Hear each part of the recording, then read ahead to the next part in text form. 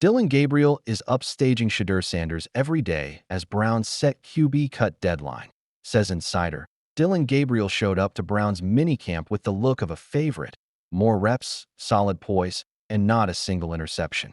He threw 83 passes, completed 48 of them, and finished with 8 touchdowns. Steady and safe. It felt like the QB1 job was quietly trending his way. But then came a twist. When Cleveland started tracking efficiency, Shedeur Sanders didn't just show up. He started pushing the pace despite fewer snaps. Shedeur turned heads with a sharp 77.4% completion rate, 41 of 53 throws, 9 touchdowns, and only 1 pick. The accuracy gap was hard to ignore. Coaches noticed. Teammates whispered. It didn't mean the job was his, but it sure reset the conversation. I talked to Denzel Ward. The NFL legend Chad Johnson revealed. I shouldn't say his name. But anyway, I talked to some people, and Shedeur looked different. There's a difference when that young bull is out there spinning that ball. You hear me? Bottom line, both Shedeur and Gabriel are battling to carve out a path to the Browns' QB1 spot. The catch? It's Shedeur getting all the spotlight, but Gabriel? That's the tricky part. Enter Tony Grossi, the Browns and NFL analyst for THLandondemand.com, who recently shed light on Chad's comments. Grossi believes that Shedeur is doing fine in Cleveland, no doubt. But it's more of a false hysteria that is being created. As per Grossi, Shedeur is doing fine, but so is Dillon Gabriel. Shedeur is winning his teammates, but so are the other players. It's as simple as that. Shedeur's doing fine, Grossi noted. Okay, but this is more the false hysteria that's being created. He's doing fine, but so is Dillon Gabriel. And when asked if he's starting to see the dynamic that Shedeur is winning his teammates, Grossi made it clear that everyone's winning their teammates over. Well, I think they're all winning their teammates over. Translation: Shedeur Sanders is developing as the Browns' QB and building chemistry with his teammates. But he's not the only one. Dillon Gabriel is in the mix as well. And when it comes to throwing the ball, as Chad Johnson mentioned, well, in this case, Tony is on board with Dillon standing out as a better rookie than Shedeur. You talk about spinning the ball. Grossi added. No one out there spins it as well as Gabriel. I mean actually, mechanically spinning a driving spiral into a receiver's hands, Gabriel, is better at that. So, I think it's just more false hysteria. Shedeur is doing fine. He is getting better, but he's not the only one getting better. So, who's got the upper hand to be the Browns' QB1? And who's the best when it comes to spinning the ball? Shedeur? Gabriel? Well, given that Cleveland is entering the 2025 season with 4 QBs, it's not that hard to pin down. Shedeur managed to turn heads. And yes, so did Gabriel.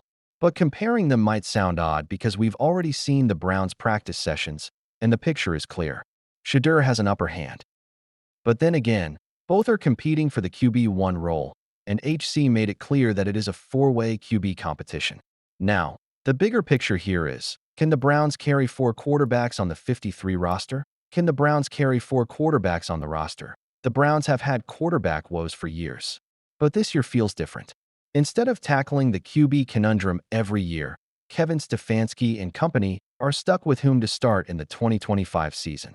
Should they go ahead with the veteran Joe Flacco or Kenny Pickett? Or young talents like Shedeur Sanders or Dillon Gabriel would be a perfect fit. But amidst all the chaos, one thing's clear. The Browns aren't going to start 17 games with just one quarterback. And that means only one thing. Cleveland will certainly enter with either 3 or 4 quarterbacks in the 2025 season. But Tony Grossi recently admitted that I can easily see the Browns entering the season with 4 QBs. Why? Well, according to Grossi, within a month of entering the season, teams will lose QBs to injuries, and a trade market will develop before the deadline on November 4th. The Browns have had quarterback woes for years, but this year feels different. Instead of tackling the QB conundrum every year, Kevin Stefanski and company are stuck with whom to start in the 2025 season. Should they go ahead with the veteran Joe Flacco or Kenny Pickett? Or young talents like Shedeur Sanders or Dillon Gabriel would be a perfect fit. But amidst all the chaos, one thing's clear. The Browns aren't going to start 17 games with just one quarterback. And that means only one thing. Cleveland will certainly enter with either 3 or 4 quarterbacks in the 2025 season. But Tony Grossi recently admitted that I can easily see the Browns entering the season with 4 QBs. Why? Well, according to Grossi, within a month of entering the season, teams will lose QBs to injuries, and a trade market will develop before the deadline on November 4th. And that's where it gets pretty interesting. Because if a QB gets injured within a month or two, and the Browns would want to move him to the practice squad, they'd need to expose the QB to the waivers and then re-sign. And it's unlikely the Browns would want to risk that. That means we can expect Cleveland to enter the 2025 season with 4 QBs. However, Tony Grossi believes that everything will depend on how training camp and preseason turn out for the QBs. Of course, training camp and preseason can change plans, Grossi added, because currently, the plan is to enter with 4 QBs. But if things go south during the training camp and preseason, the Browns might change the plans and cut one of the QBs to the practice squad. At least that's what Grossi suggested. Kevin Stefanski's Shedeur Sanders trade mission takes sad turn as Browns want ousted legend back. Report, the Cleveland Browns may have gotten a steal in the 5th round of this year's draft, but Shedeur Sanders is far from even being considered as a starter. With Joe Flacco, Kenny Pickett, and Dillon Gabriel already part of the QB room, the starting position has mostly become a 3-horse race. Even during the OTAs, just like the rest of the 3 QBs, Sanders also threw with aggressiveness, took some catches, and made a good impression in front of Kevin Stefanski. Regardless of the heavy competition, Sanders is still focused on his Browns' future. My goal is to be the best teammate and to be as polished as I can be in every aspect, Sanders said after the practice. Still, the former Buffs QB may not be part of Stefanski's plan. As the minicamps progressed, 3 QBs shone with the starters. But Sanders? He never got the chance. HC Stefanski has been a big believer in not making any clear decisions before September. There's also the preseason matchups where the QBs will get their chance to shine. As the Browns HC believes, there's definitely a point in July and August where our mentality will shift. Will Sanders be a part of that shift? With trade rumors brewing, the plot thickened even more. But here's the twist again. Shedeur Sanders may no longer be the big trade chip for the Browns. Unlike Stefanski, the Browns front office is a big believer in all 4 QBs. Just 3 days back on June 13th, when asked if the Browns intend to keep and play all 4 quarterbacks, General Manager Andrew Perry made the Browns' stance clear. Absolutely, absolutely, absolutely. If they all play well enough, Perry said. But according to recent reports, an option to trade Sanders does not seem impossible. Owen Crisafulli of Heavy Sports estimated a trade market value for Shedeur Sanders. With a potential landing place with the Pittsburgh Steelers, Crisafulli deemed Sanders worthy of a 3rd-round pick in exchange for a trade.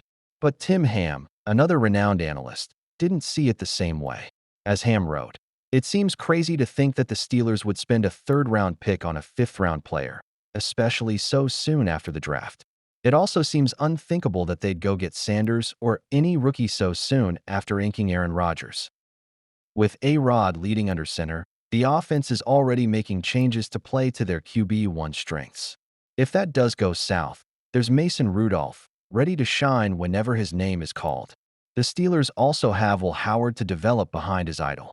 So, Sanders going to Steel City in exchange for a 3rd-round pick doesn't seem likely. There is also the question of next year's draft. The 26 drafts are going to be QB heavy, with Arch Manning generating the most buzz out of anyone. In a player market where picks are trading chips to move up in the draft, it doesn't look like any other team will be willing to part with their picks for Shedeur Sanders either. For now, Kevin Stefanski's QB depth chart will continue to have Sanders waiting for his chance to shine. And trade talks? Not happening. But for the Browns, it's not just about the Sanders headlines. As per recent reports, they are also on the lookout to bring a legend back into the fray. Someone whose recent NFL journey has been marked with back-to-back injuries. Nick Chubb. A Browns reunion in the works for Nick Chubb. When Nick Chubb left for the Houston Texans, no one was sadder than Myles Garrett. Garrett had gone out of his way to talk to GM Andrew Berry in the hopes of keeping Chubb on the team, but it didn't work out. So Garrett now looks forward to a chance to go up against his old friend. At a recent presser, Garrett had notably said, "If we play him, I hope to punish him, but if seeing him on TV, just playing on Sundays or Mondays or whatever it is, I'm going to be happy for him because he's able to play this game, and that's a privilege." But a move to the Texans might not be the end of Chubb's journey. As Browns insider Mary Kay Cabot believes, Nick Chubb might make a comeback to the Browns building, even if it is only for a single-day contract for retirement. As Cabot recently wrote, there's definitely a chance the Browns will work something out with Nick Chubb down the road, even if he signs just to retire as a Brown. I absolutely think this should and will happen. Based on Chubb's heartfelt thank you to Browns fans, I truly believe he'll be open to it and will want it as much as the Browns and their fans do. Chubb's 7-year veteran status with the Browns is undeniable, and it's not about the stats. His departure marked an emotional blow to the entire locker room. While Nick Chubb gets another shot at the gridiron, his teammates will be looking forward to seeing their veteran back in the building. As Cabot further wrote, he deserves a chance to play, and now he has that in Houston. But it can't end this way. He needs to retire as a Browns when he's ready, and then go into their ring of honor. Do you think the Browns will bring him back only for retirement? Or could they have their dominant running back returning to play again?